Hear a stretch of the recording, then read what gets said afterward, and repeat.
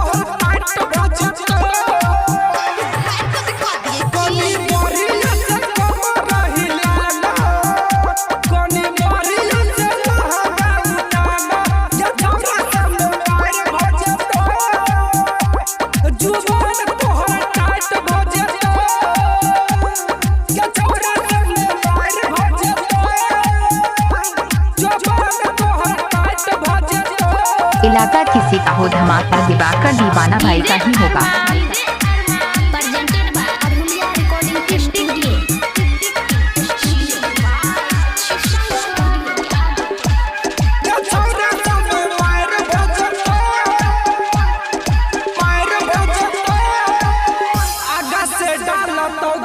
पाछा से डाला तो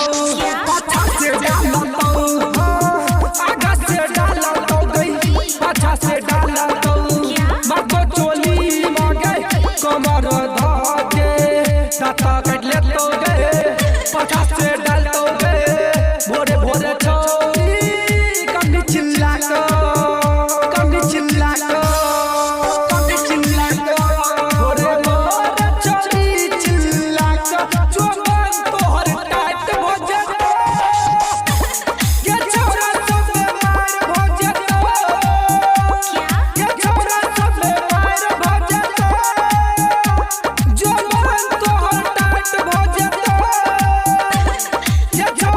आप सुन रहे हैं दिवाकर दीवाना भाई को ग्राम बगेवा जिला मधुबनी।